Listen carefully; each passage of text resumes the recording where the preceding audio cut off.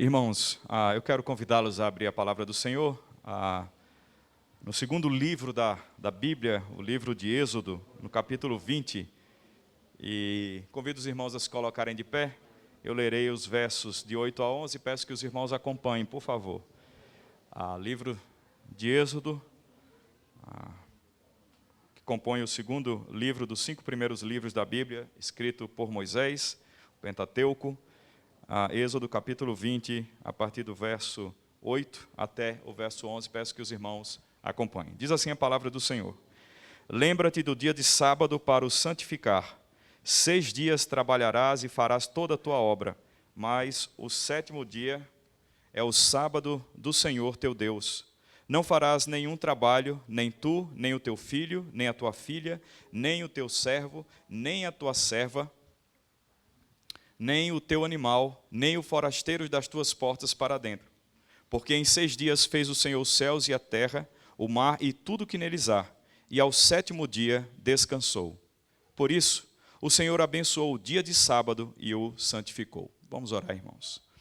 Senhor nosso Deus, nós queremos agradecer pelo privilégio, Senhor, que o Senhor nos dá de estarmos aqui na tua casa, o privilégio de estarmos juntos como povo teu, congregados, na expectativa santa de que o Senhor fale conosco, que a tua palavra encontre um local seguro em nossos corações, e não só isso, que a tua palavra também promova em nós mudanças para a tua glória e para o engrandecimento do teu nome.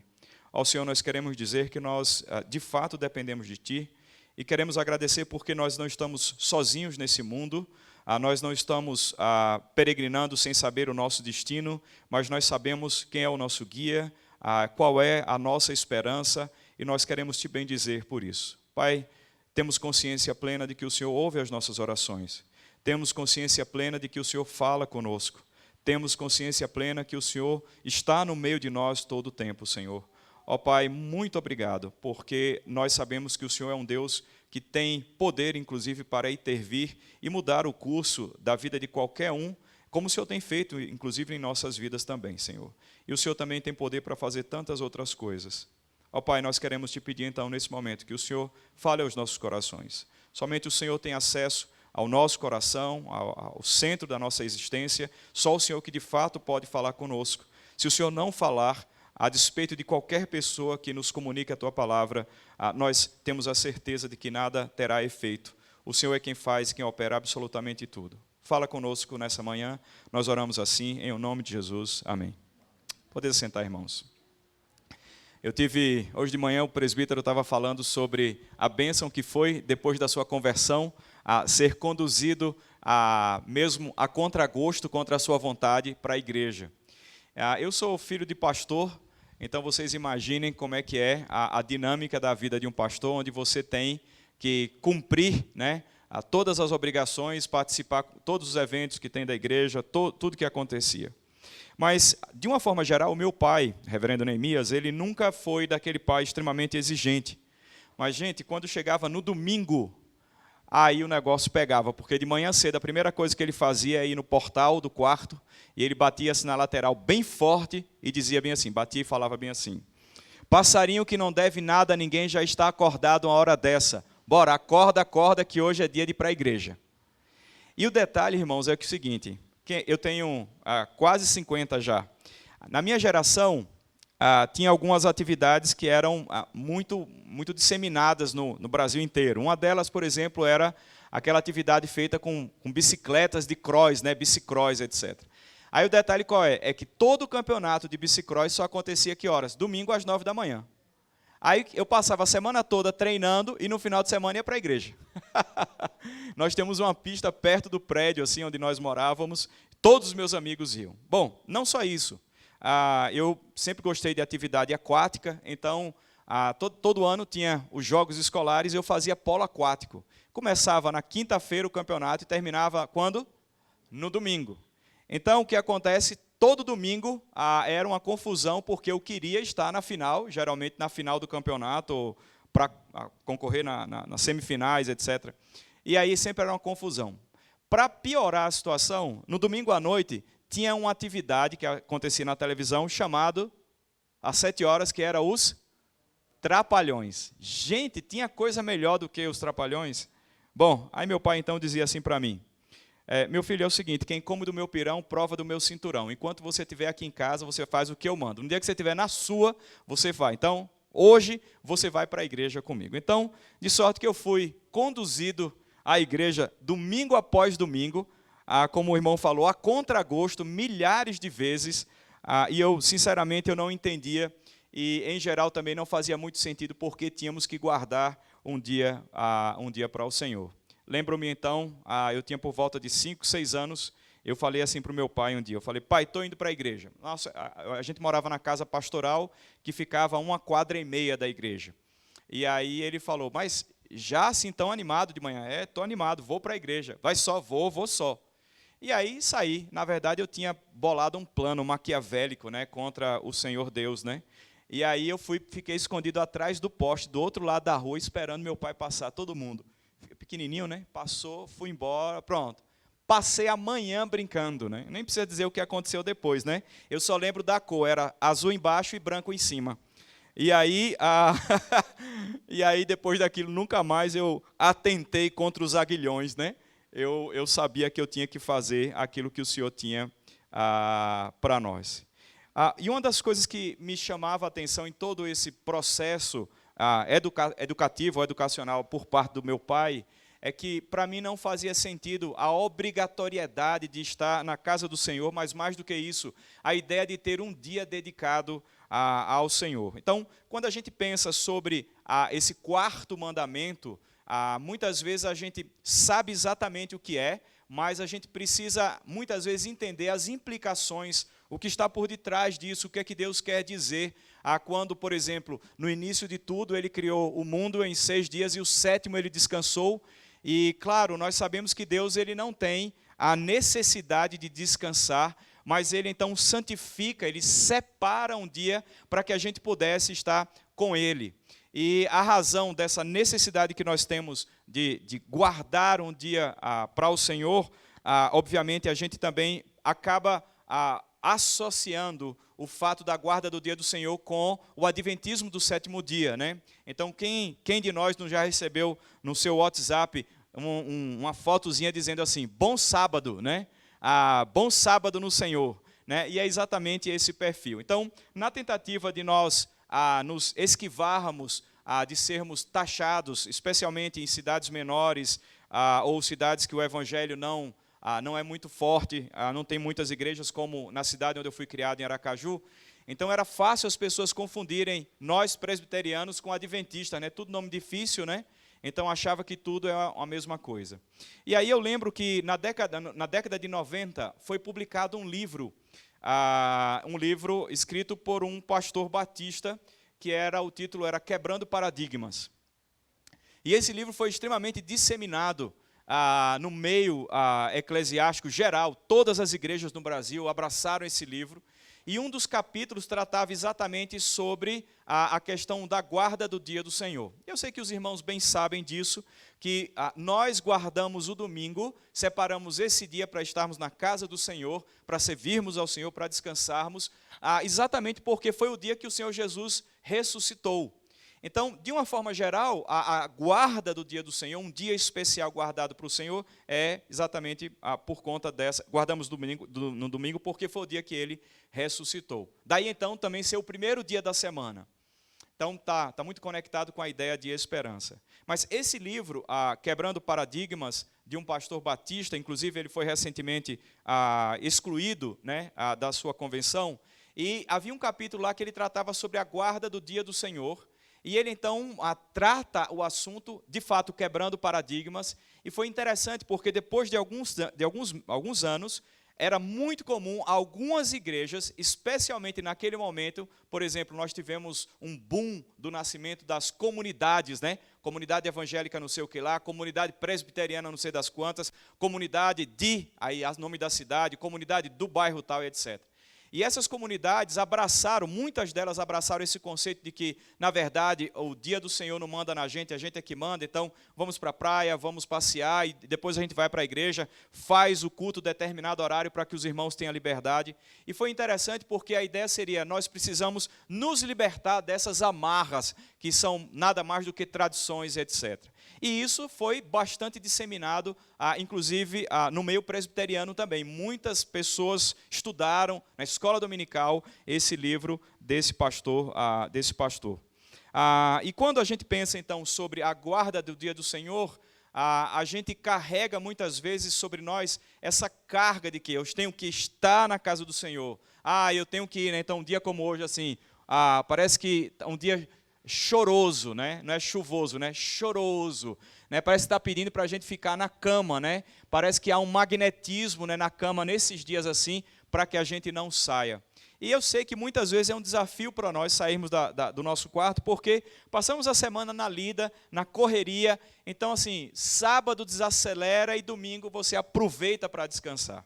E o que eu queria tratar com os irmãos era exatamente as implicações do que significa guardar o dia do Senhor. Porque, de fato, nós sabemos disso, que devemos fazer, é um mandamento do Senhor, mas muitas vezes a gente fica naquela ideia de que, mas aquilo é do Velho Testamento, aqui agora é diferente, etc.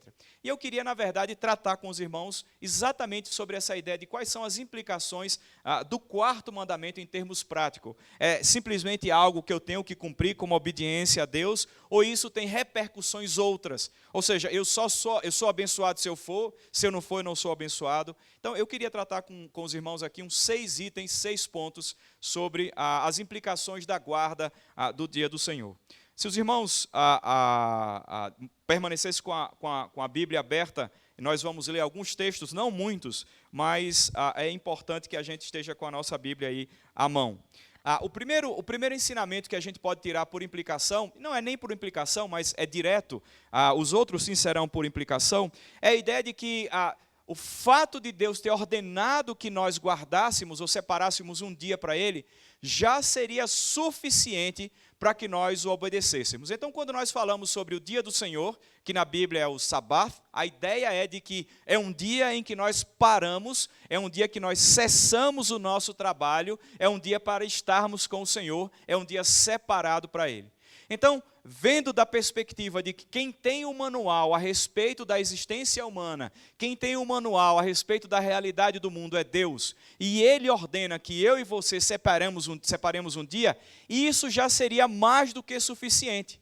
E é interessante porque de uns anos para cá, certamente de umas décadas para cá, uma das palavras que tomou conta das universidades brasileiras, e aquilo então desce para as escolas também, é aquela ideia de que, no fundo, a liberdade tem que ser buscada a qualquer preço, e inclusive, se for necessário, nos revoltarmos, brigarmos, discutirmos e pelejarmos pela nossa liberdade, isso vai ser de suma importância.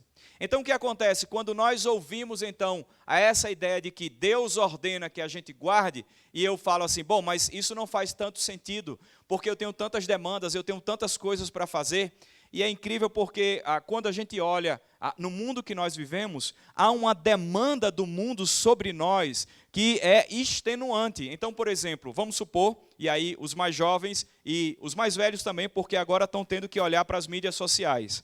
Então, por exemplo, se você quiser manter uma audiência, entre aspas, no Instagram, você tem que alimentar aquilo. E você tem que postar, e você tem que organizar, e você tem que fazer isso, tem que fazer aquilo outro. Ou seja, é uma demanda que nunca termina. E se você quiser o número de pessoas que segue você aumente, você tem que implementar. Pessoas contratam profissionais para isso.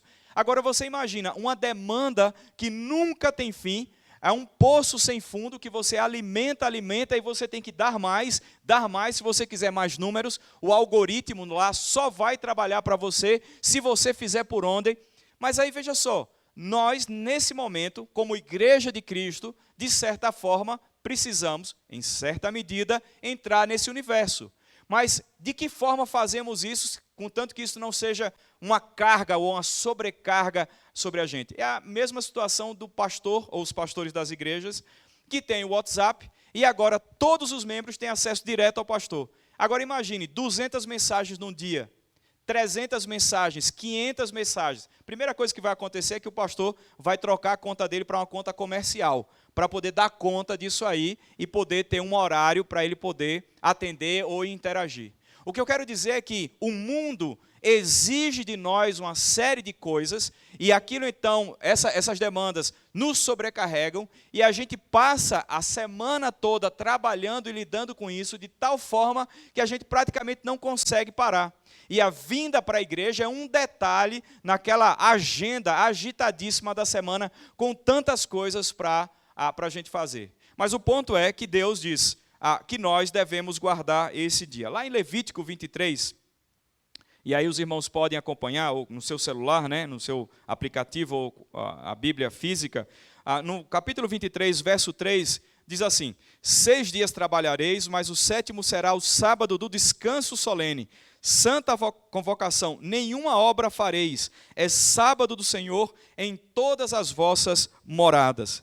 Então a ideia seria, se esse Deus, que desde o início da criação, mesmo antes da queda, estabeleceu que teria um dia de descanso, ou seja, Deus já estabelece para a criação, para o homem, que foi criação sua também, de que esse homem criado à imagem dele deveria ter um dia de descanso. Ou seja, se Deus diz isso para mim e para você, já não teríamos mais qualquer argumento para irmos de encontro, né? A ideia seria, ele mandou porque é bom. Então, o irmão falando, né, dos 10 anos quando se converte em diante, ainda que nós não entendêssemos, e muitas vezes até os adultos não entendem exatamente a necessidade que nós temos de guardar um dia para o Senhor, é a ideia de que, assim, bom, eu faço o que eu quero, se eu puder eu vou, se eu não puder eu vou, mas o ponto é, Deus está dizendo para mim e para você que Ele estabeleceu o ciclo da vida assim. Precisamos guardar um dia. Então, isso seria suficiente. Ele é o dono do manual nosso. E a gente precisa atender o que é que o manual diz. Eu sempre digo que o ensino do Senhor, ele se assemelha com as peças de um carro. Deus fala, tem que ter todas essas peças para que funcione bem.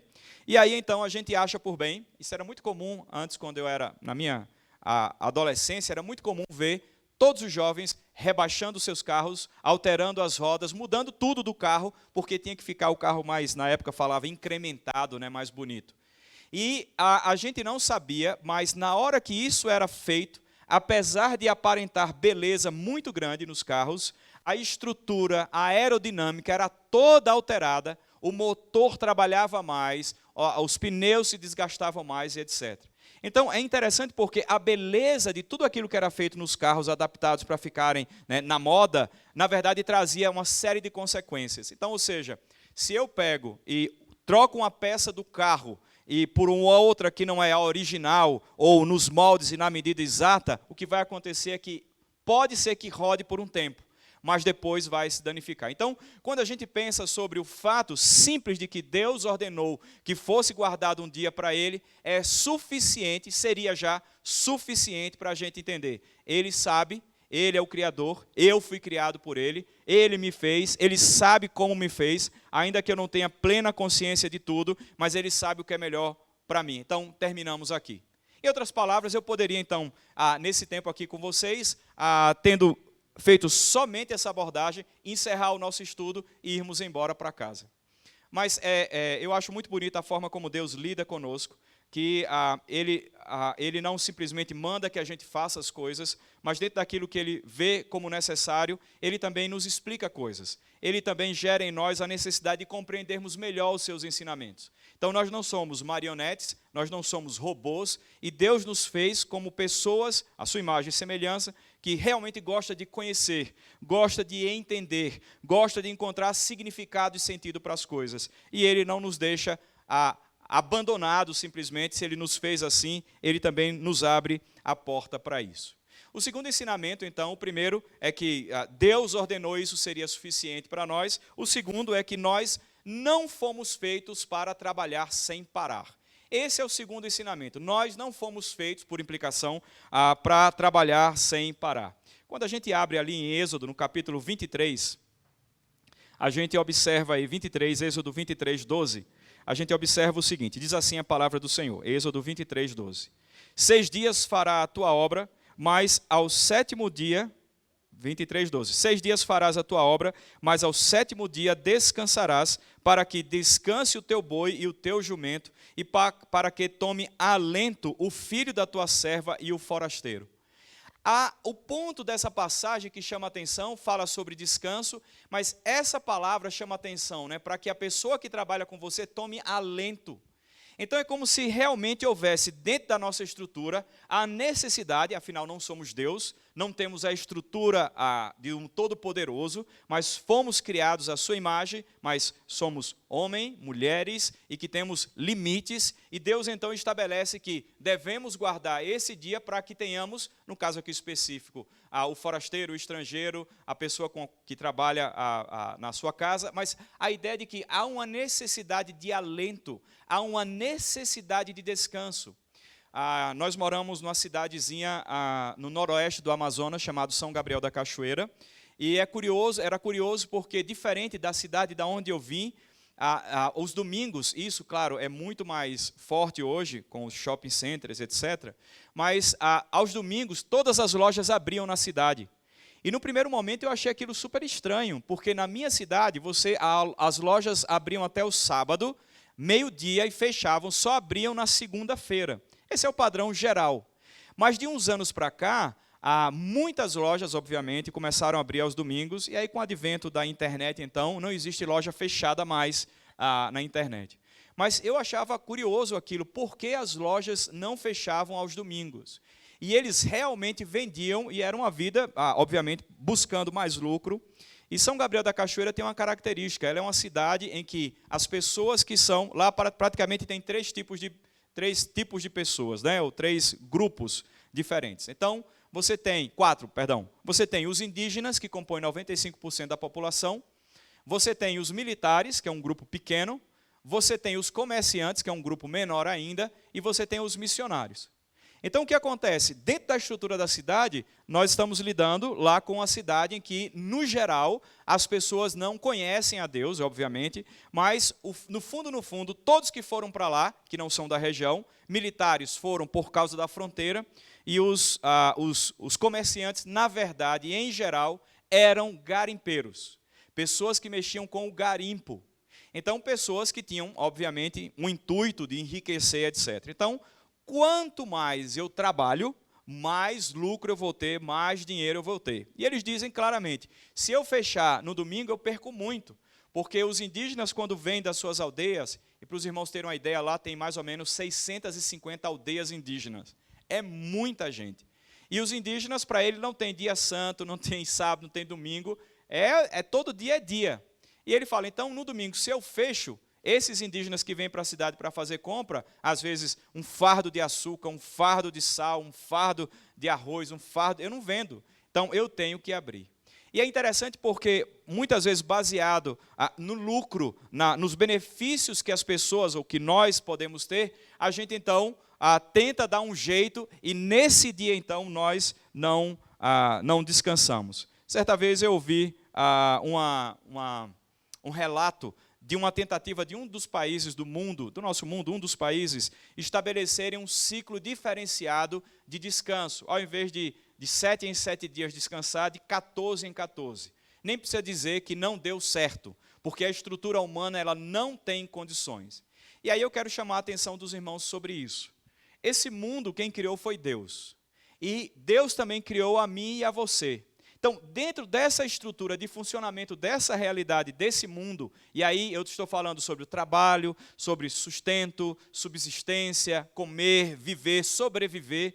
Então, Deus estabelece um padrão, porque Ele bem sabe que Ele nos fez, não igual a Ele, no sentido igual, mas semelhante, mas nós precisamos de alento em nossas vidas. Ou seja, a estrutura humana não foi feita para trabalhar sem parar. Bom, aí o pastor João Geraldo, ele pode explicar para você com muito mais vagar sobre isso. A razão por que muitos de nós está cansado, sobrecarregado, angustiado, ansioso, preocupado em depressão, muitas vezes é por essa sobrecarga, ou seja, assumirmos e admitirmos que nós devemos viver como vivemos, porque é assim que o mundo funciona, e então eu tenho que entrar no ritmo do mundo. Porque senão eu não vou ter minimamente aquilo que eu preciso.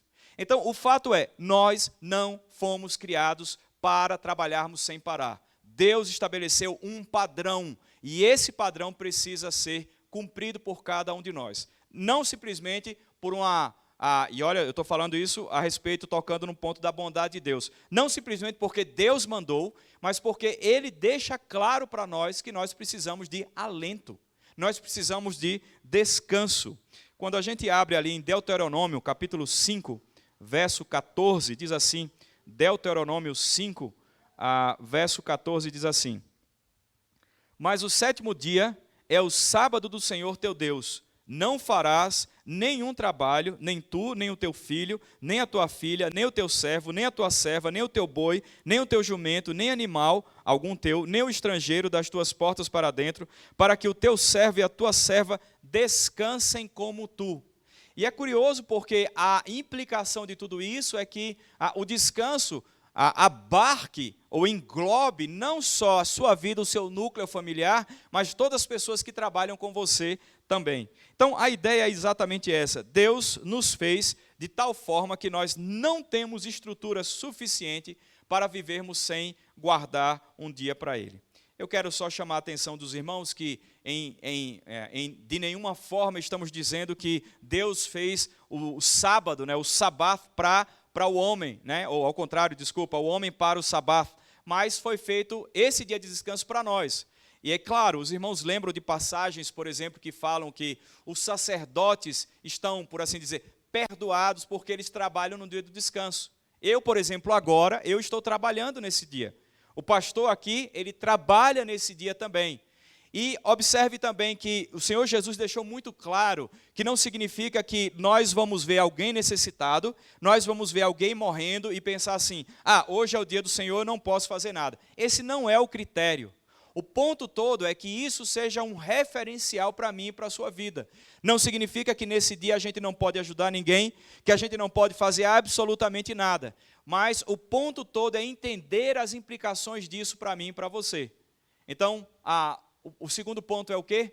Eu não fui criado para viver nessas condições de trabalhar sem parar. Eu preciso do descanso. Não, mas vamos, a gente tem condições. Aí eu quero chamar a atenção para os irmãos de um fato, algo bem importante para nós. Eu sei que os irmãos já ouviram falar ultimamente de uma expressão chamada burnout, que é o queimar por completo. Antigamente a gente falava de estafa, mas o burnout talvez tenha até uma dimensão, aí você pode perguntar ao pastor depois, talvez tenha uma dimensão até maior do que a gente conhecia antigamente como estafa. Mas o ponto é que o burnout, ele não se constrói em um dia, em 15 dias, em um ano e 2. Em geral, um burnout ele se desenvolve depois de 15 a 17 anos de trabalho. Então, ou seja, quando você começa a trabalhar pensando, eu tenho vigor, eu tenho força, eu aguento, eu posso, eu vou, tudo bem. Depois, lá na frente, que você começa a ter ansiedade, uma vida de preocupação, de angústia, etc., e entra no burnout, que é aquela situação, aquele estado em que você não tem condições de fazer nada, o seu corpo não responde a isso e você não entende o que está acontecendo. Mas o que aconteceu de fato é que você e eu não, e aí eu me coloco aqui junto de fato, e você e eu não nos demos conta de que nós não temos estrutura para aguentar o rojão. Eu gostaria, sim, sem dúvida, de dizer para os irmãos assim, olha, eu consigo fazer tudo isso, eu realmente guardo o dia do Senhor, eu sou praticamente santo, estou quase sendo elevado aos céus. O fato é, irmãos, que eu luto com isso como você também luta. Eu me encontro do lado de cada um de vocês quando coisas aparecem, atividades aparecem, demandas aparecem. A minha esposa que é testemunha disso, o quanto eu tenho que lutar para não trabalhar no dia do Senhor. Porque se deixar, eu quero trabalhar. Se deixar, eu quero fazer coisas. Então, irmãos, a gente precisa se dar conta de que nós não temos essa estrutura. E muitas vezes aquilo que a gente tem vivenciado no dia de hoje é fruto de uma vida em que nós não demos atenção para quando Deus disse, olha, eu não fiz você para trabalhar sem fim. eu fiz você com dias específicos de descanso, para que você tome alento e descanse. O terceiro ensinamento que a gente pode tirar por implicação é que quando nós guardamos o dia do Senhor, nós fortalecemos a nossa fé. E para mim, certamente, esse é o centro da nossa conversa aqui hoje de manhã, nessa escola dominical. Ou seja, quando nós pensamos na guarda do dia do Senhor, nós estamos falando de um exercício espiritual.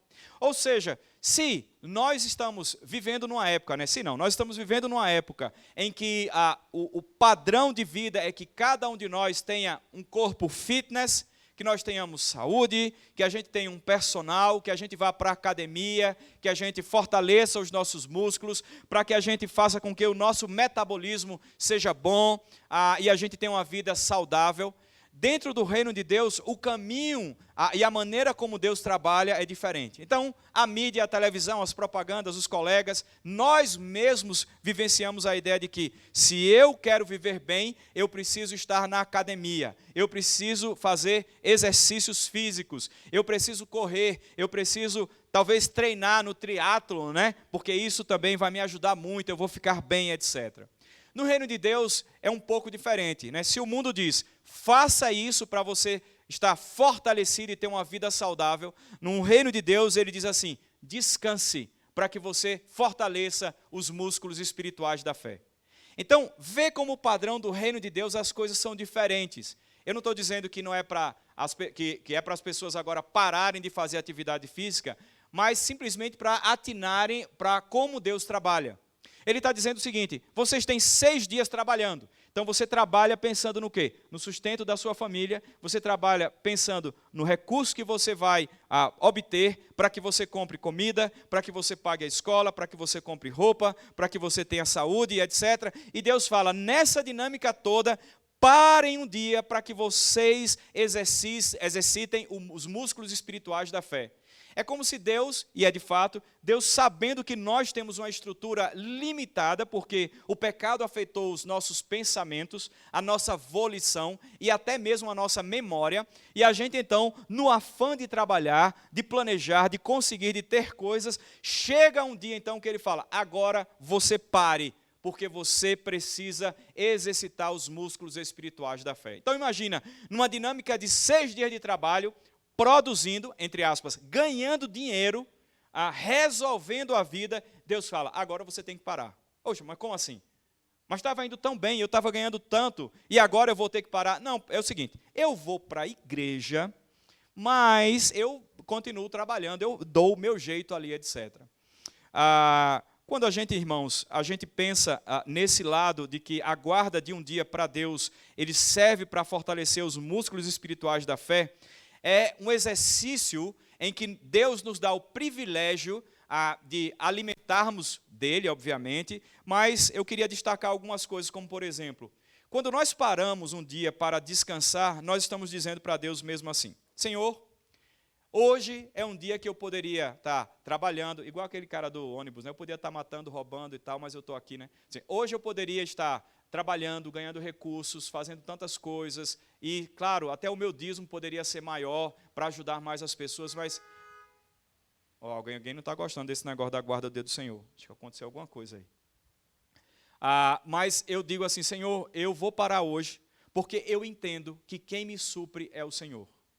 O ponto todo é que quando nós guardamos um dia para Ele, nós estamos dizendo para nós mesmos o seguinte, Deus, eu percebo que quando eu trabalho, eu tenho. E às vezes quando eu não trabalho, eu não tenho tanto quanto eu deveria ter, ou poderia ter. Mas eu estou guardando e separando esse dia para que o Senhor me ajude a lembrar que o suprimento que eu tenho vem do Senhor.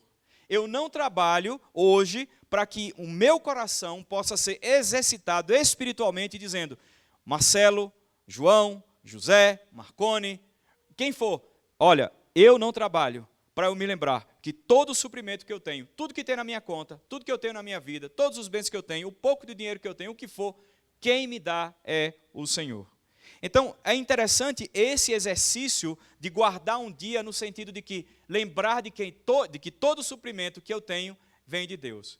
A mídia diz o seguinte, se você trabalhar, você pode ganhar isso, aquilo, outro, Outro dia eu estava ouvindo um amigo meu pregando, inclusive falando sobre a questão de que na internet você pode procurar como ganhar 1 milhão em um ano, né, ou em pouco tempo. Aí você vai ver um monte de vídeo de gente de 25 anos, 23 anos, 28 anos, dizendo como ganhar o seu primeiro milhão.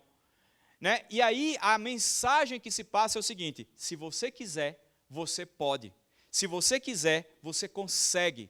E a guarda do dia do Senhor é exatamente isso, é para dizer assim: Senhor, a despeito das minhas habilidades, a despeito de quem eu sou, do meu trabalho, eu preciso lembrar de que todo suprimento vem do Senhor. Em outras palavras, quando a gente guarda o dia do Senhor, é que a gente está dizendo para nós mesmos, para o nosso coração, de que não é na minha e na sua força, na minha e na sua capacidade que nós podemos ter o que temos, não que nós podemos conquistar ou ter ou receber os nossos salários, os bens que nós temos. É tão curioso como a gente se distrai facilmente e pensa que a ideia de que eu tenho saúde, eu tenho força, eu tenho vontade, eu não sou preguiçoso e eu posso fazer o que eu quero. E aí chega aquele dia que vem aquela gripezinha, eu não estou falando de Covid e nada não, vem a gripezinha, o que acontece? O homem especialmente cai na cama, se arreia, um vírusinho, né? Assim, maneira de dizer, né? Um vírusinho de nada, derruba a gente. Aí você diz no seu trabalho: eu não vou poder trabalhar, não estou bem hoje, eu estou com atestado aqui, etc. Então, a maneira como a gente vive, a gente não se dá conta de que a nossa estrutura só é o que é, porque Deus, na sua providência, nos mantém. A força que eu e você temos vem de quê? Não, vem do feijão e da farinha que eu como. Irmãos, esse é um olhar muito superficial da existência humana. Nós somos o que somos e temos a força que temos, porque Deus nos mantém assim, na sua providência. Se Ele botar o dedo no nosso nariz, já era, não tem ar. Se Ele tirar o ar, o oxigênio, já era também para a gente. Ou seja, o dia do Senhor é um dia em que a gente tem para pensar assim: Deus, eu vivo equivocado achando que eu tenho força, eu tenho condições, eu tenho inteligência, eu tenho capacidade de fazer as coisas. Ô Senhor, me ajude, porque eu realmente preciso ser lembrado a cada semana de que no fundo, eu sou o que sou, porque foi o Senhor quem me deu tudo. Ou seja, a força que você tem, a capacidade intelectual que você tem, a inteligência que você tem, as habilidades que você tem, não foram simplesmente desenvolvidas por você, mas lá no fundo foi o próprio Deus quem fez tudo isso para você. Ou seja, no dia que eu guardo, no momento que eu guardo para o Senhor, esse dia eu estou dizendo para Ele: Deus, não é na minha força, e eu realmente dependo de Ti. E é curioso porque se a gente for olhar pelo viés mesmo do senso comum, assim, por que tem tantas pessoas que não têm nada, que trabalham e não têm nada, e outras que trabalham nem tanto, mas têm uma vida tão melhor e têm mais dinheiro?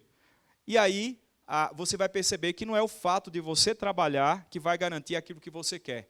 Se Deus não tiver no processo, se Deus não te abençoar, as coisas não vão acontecer. E não tem nenhuma relação com eu sou muito crente, eu vou ter uma vida financeira melhor, como os judeus pensavam, né? Quem é filho de Abraão vai ter condições. Quem é pobre é porque algum pecado, alguma coisa aconteceu. O mundo não funciona de forma tão automática assim, irmãos. Deus, na sua soberania e na sua providência, Ele decide e Ele cuida de cada um de nós, nos dando forças. E aí, claro, quando a gente entra nesse mesmo assunto de fortalecimento da nossa fé, a gente vem, por exemplo, para o trabalho na igreja. Hoje de manhã o pastor estava falando aqui sobre esse momento nosso que estamos vivendo, de pandemia e de retorno às atividades a full, né? a total, a toda a força, né?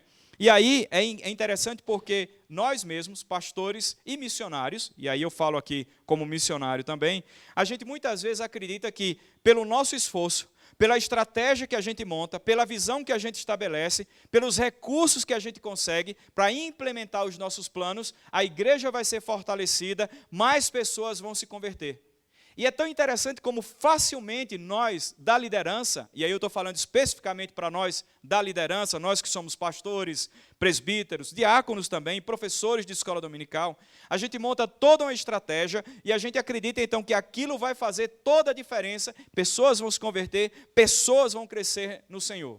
E a gente se esquece que nesse processo todo, dentro do reino de Deus, do trabalho que nós temos servindo ao Senhor, servindo à igreja, nós nos deparamos com aquela passagem de 1 Coríntios, capítulo 3, quando fala quem é Paulo, quem é Apolo, etc.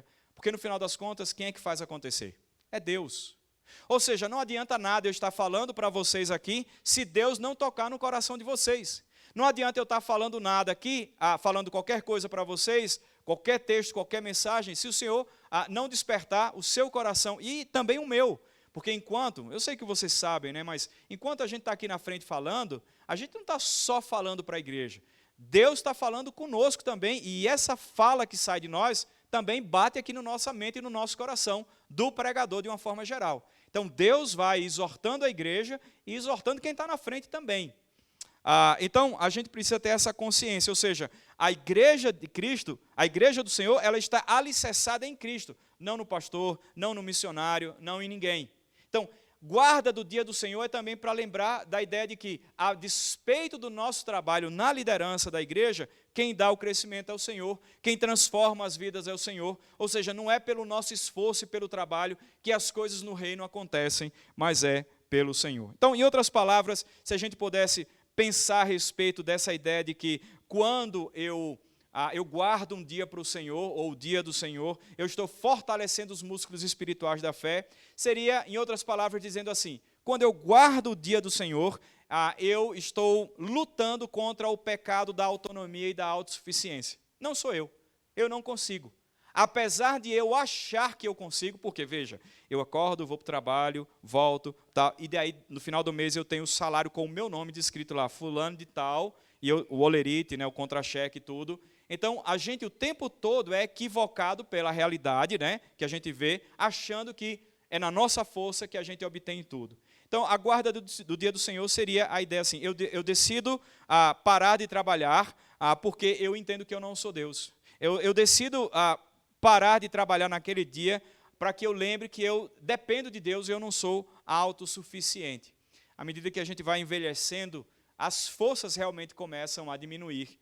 E, claro, talvez seja mais fácil, talvez para os mais de idade um pouco mais avançada, perceber a limitação da estrutura humana.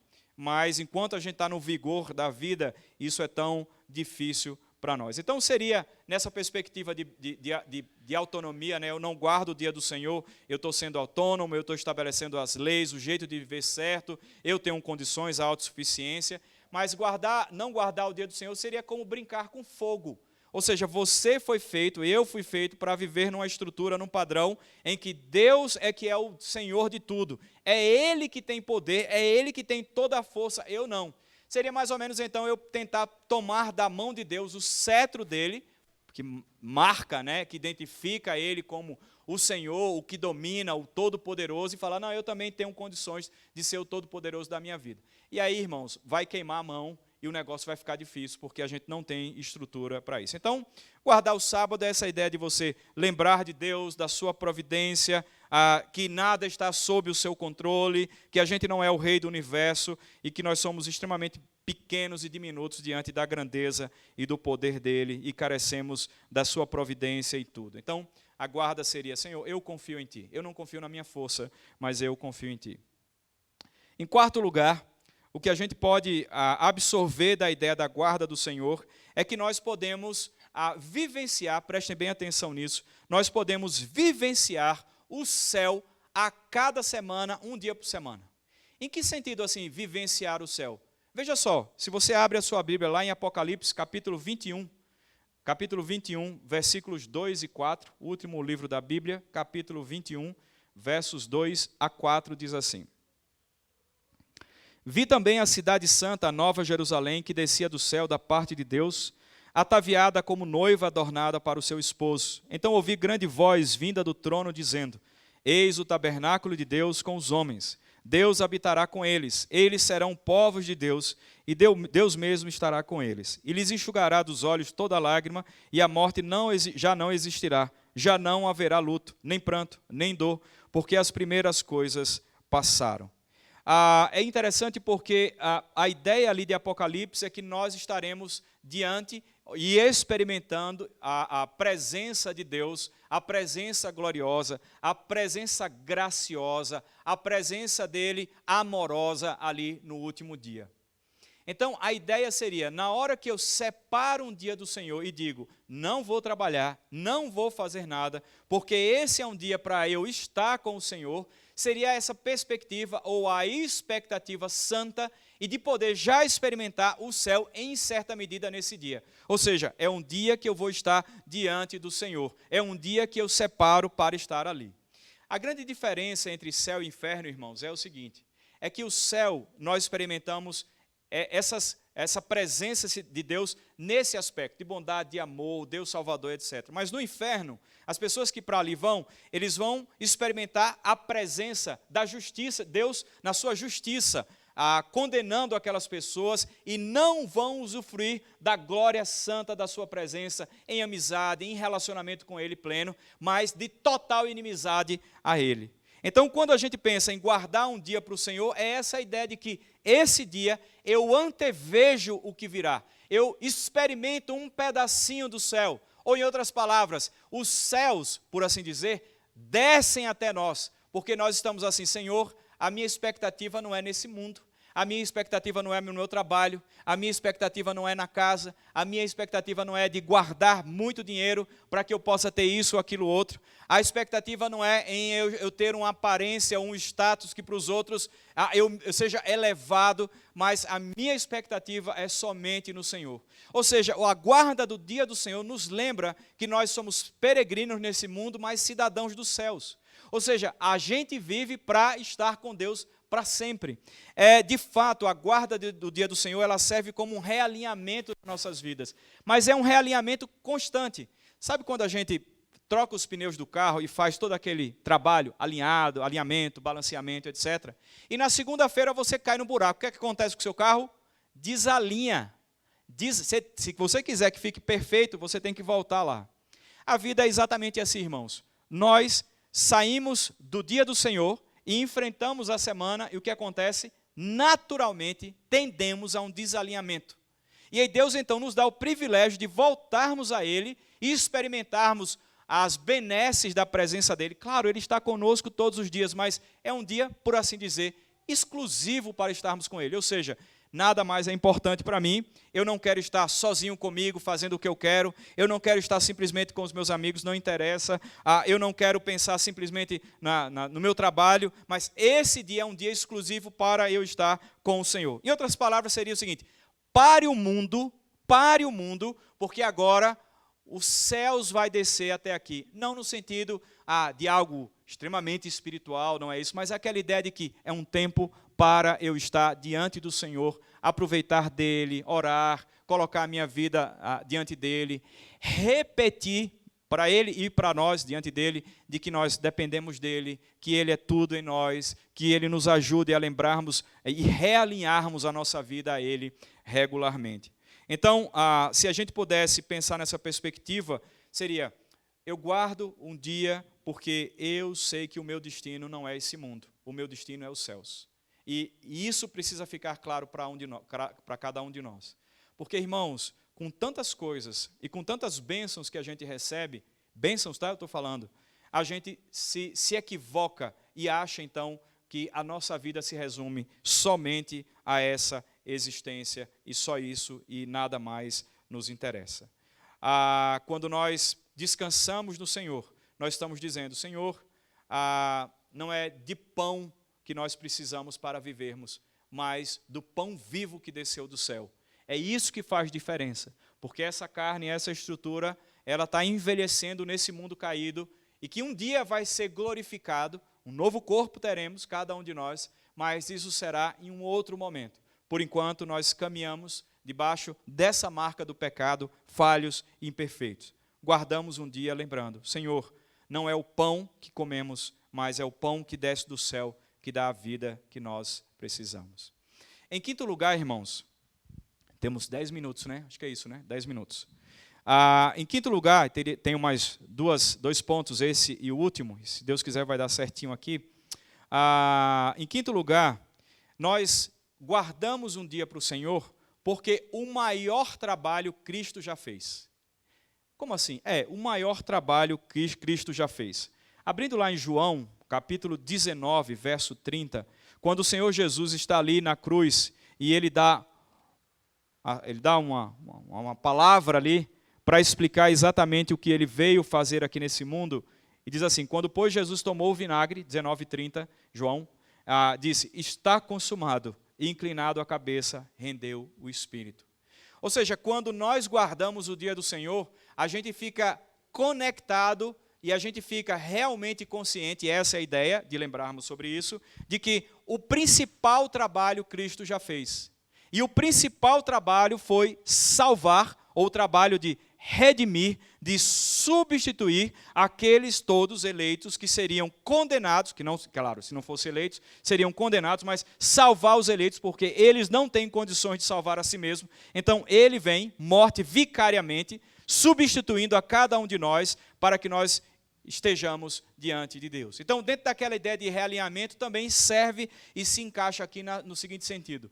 Quando eu guardo um dia para o Senhor, eu entendo que o trabalho mais importante feito na história da humanidade foi o trabalho do Senhor Jesus Cristo.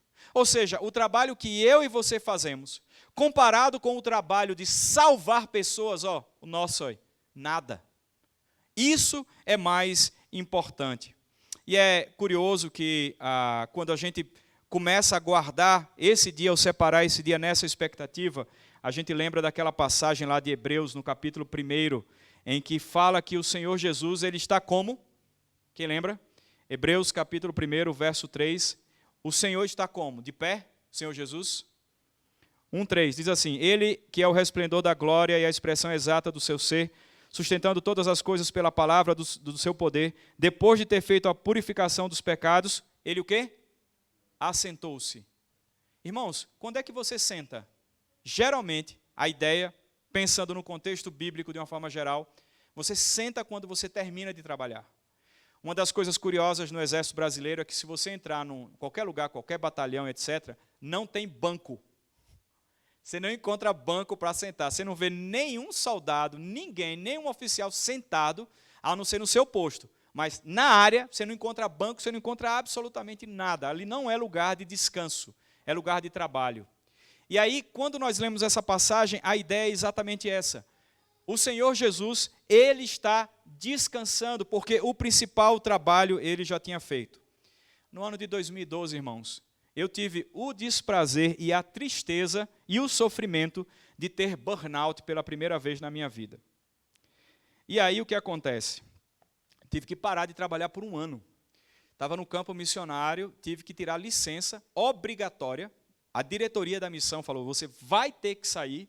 E eu passei um ano sendo acompanhado por um conselheiro cristão, e por um ano inteiro, eu e a Cláudia, e depois pelo conselheiro da minha missão, por um mês, praticamente todos os dias de segunda a sexta. E eu lembro que naquela ocasião eu encontrei um livrozinho do Centro de Aconselhamento lá dos Estados Unidos, de Westminster, e aquele livreto dizia assim, você teve burnout, uma coisa assim. E aí eu peguei o livro para ler, achei uma delícia o livro, mas ao mesmo tempo eu não estou entendendo o que é que ele está falando, porque eu estou esperando ele explicar sobre o burnout, explicar sobre o processo de burnout, e o tempo todo ele está falando sobre descanso. E o livro termina então, um livro escrito por Ed Welch, se eu não me engano, e ele termina o livro falando exatamente sobre essa perspectiva de que nós temos que olhar para Cristo e entender que o principal trabalho ele já fez e não nós vamos fazer esse trabalho. Ou seja, é um realinhamento, é um reajuste, ou seja, a vida não diz respeito a só o que tem aqui. E o principal trabalho, no fundo, é a salvação. Bom, vejamos bem então. Nós, como igreja, vivemos uma vida, e a gente já começa a pensar em missões também nesse ponto aqui, porque se a nossa vida, ela centra em obter coisas, em sustento simplesmente, Deus fala, pare um dia, porque tem coisas mais importantes. E nós precisamos ser luz e sal para as pessoas lá fora. Anunciar que Jesus está como sentado. Ele já fez a obra e ele então fez isso para salvar aqueles pelos quais ele morreu. Quando a gente vê, por exemplo, as passagens ligadas à libertação do Egito, o Êxodo, a gente entende que, na verdade, Moisés é uma tipificação do Senhor Jesus, e o Senhor Jesus, então, aí seria a comparação, assim como Deus libertou o povo do Egito, E aí, assim também, o Senhor Jesus nos liberta do pecado para vivermos com Ele para sempre. Vivemos no mundo caído, somos falhos, eu e você, só tem uma possibilidade de restauração da nossa vida, não é o trabalho e o esforço nosso, mas é a obra de Cristo já consumado e Ele se encontra sentado. Então, quando nós guardamos o dia do Senhor, nós precisamos lembrar disso. Eu guardo porque o trabalho já foi feito, porque o Senhor Jesus já está sentado. Ele já falou na cruz, está tudo consumado. E o mais importante na minha vida é isso. Não é um mundo ou o materialismo que a gente tem aí. Então, quem consegue passar uma semana sem comprar nada? Né? A gente vive achando que o mundo, a vida é só isso. Mas aí no dia do Senhor, a gente para pensar sobre isso e dizer, olha, de fato, eu preciso dar a importância àquilo que de fato é mais importante. E é a salvação que o Senhor Jesus nos dá. E não necessariamente os bens, as coisas que eu tenho que obter. E aí, por fim, eu tenho ainda mais 4 minutos ou 3. E, por fim, eu penso que a guarda do dia do Senhor, ele tem um aspecto em termos de desdobramento, que seria assim, quando eu guardo o dia do Senhor, de certa forma, em certa medida, eu também estou fazendo a obra missionária e da evangelização. Eu falei, mas como assim? Você está indo para a igreja, o perdido está lá fora, e você está indo para dentro, e você tem que estar lá fora. Mas o ponto seria mais ou menos o seguinte, irmãos, aqui. É que enquanto o mundo funciona centrado somente na existência desse mundo e das pessoas, a gente, enquanto está todo mundo correndo para resolver coisas da sua vida, para buscar, às vezes, satisfação e alívio no final de semana de uma vida um tanto sem sentido, a gente está indo para a igreja. Ou seja, a ideia é dizer, olha, nós vamos para a igreja porque nós queremos dizer que tem um Deus que existe e um Deus que tem que ser adorado. Ainda que a perspectiva do mundo seja de ridicularizar, ou seja, quem é crente, quem vai para a igreja é burro, porque se tivesse o mínimo de inteligência, saberia, na perspectiva deles, que Deus nem existe, que Deus não responde e que a vida é só isso mesmo. E a gente está dizendo, domingo após domingo, para essas pessoas, enquanto vocês buscam o que vocês querem, eu estou buscando ao Senhor, porque Ele existe. Francis Schaeffer, em suas obras, ele sempre, e no geral ele fala sobre isso, mas em uma das suas obras, Deus que Intervém, ele diz o seguinte, se referindo a um fato no livro de Atos, que a gente usa muito na evangelização, crê tu e tua casa será salvo, e ele diz claramente, aquele homem, ele não ouviu simplesmente essa palavra e se converteu. Na verdade, tem todo um contexto maior de tudo que ele vivenciou, tudo que ele viveu, tudo que ele passou, para que naquele momento ele ouvisse o que ele ouviu e então tenha entregue a sua vida a Jesus. E então ele termina a sua ideia dizendo o seguinte, o processo de evangelização não começa por Jesus salva, ele começa por Deus existe.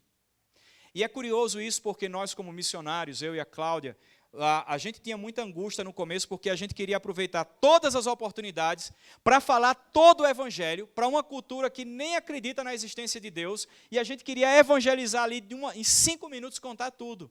E Deus foi nos direcionando, acalmando o nosso coração e mostrando a importância de que o mundo saiba, que aquelas pessoas soubessem, primeiro, que há um Deus, que Ele existe, que é uma pessoa, que se relaciona, que intervém, que fala com cada um de nós através da sua escritura. E aí quando você chega no trabalho, no segundo, o amigo ou amiga diz assim, nossa, o final de semana foi bárbaro, foi muito bom, fizemos isso, fizemos aquilo, e você crente diz assim, tá, que legal, que bom, e não fala nada. Seria mais ou menos a ideia assim, foi muito bom, tal. Rapaz, para mim também foi bom. Olha, nós fomos lá, e tinha um pregador que não era muito bom não, mas mesmo assim Deus falou comigo. Né? Estou me referindo a mim mesmo. Né? Então Deus falou. E aí, nossa, como eu precisava ouvir aquela palavra. A sensação que eu tinha era que Deus estava falando comigo. Voltei no culto à noite e mais uma vez Deus falou comigo. Tudo bem, ele pode não acreditar, ele pode não dar a mínima para o que você está falando, mas você está dizendo para ele, Deus existe. Deus é real, Deus não é brincadeira. Então para uma pessoa que não tem nem o conhecimento, nem a percepção, nem a iluminação de que Deus existe, você está já com essa ação de ir para a igreja e sem vergonha alguma verbalizar no seu trabalho o que você fez no final de semana, Então você jovem, o que é que você fez no sábado? 10 horas da manhã eu fui lá e reuni com os meus amigos na igreja. Ah, mas fala sério, sábado de manhã você foi fazer isso? Eu fui fazer e tal. Por quê?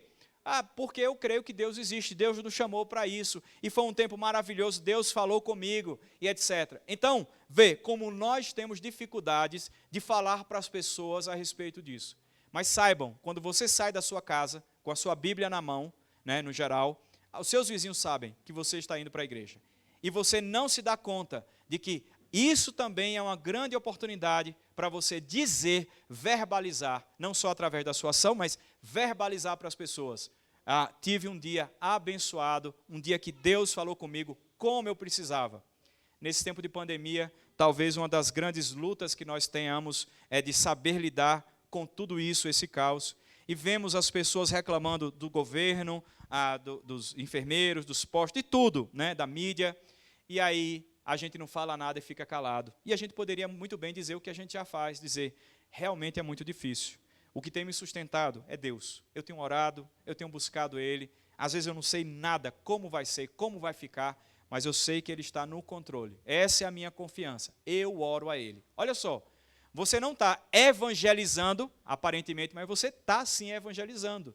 Então, a guarda do dia do Senhor, ele tem também esse caráter missionário, esse caráter contrastivo, né, de contrastar com a realidade do mundo. Cada um faz o que você quer e você está fazendo o que Deus, entre aspas, né, no bom sentido, o que Deus quer, mas de forma consciente. Eu faço não porque eu sou manipulado simplesmente, mas porque esse Deus me ama. E Ele me ensina que eu tenho que guardar, porque eu não tenho estrutura, que eu não posso viver na autonomia, que o mais importante é a salvação em Cristo Jesus, porque esse mundo vai passar e um novo céu e nova terra vai vir.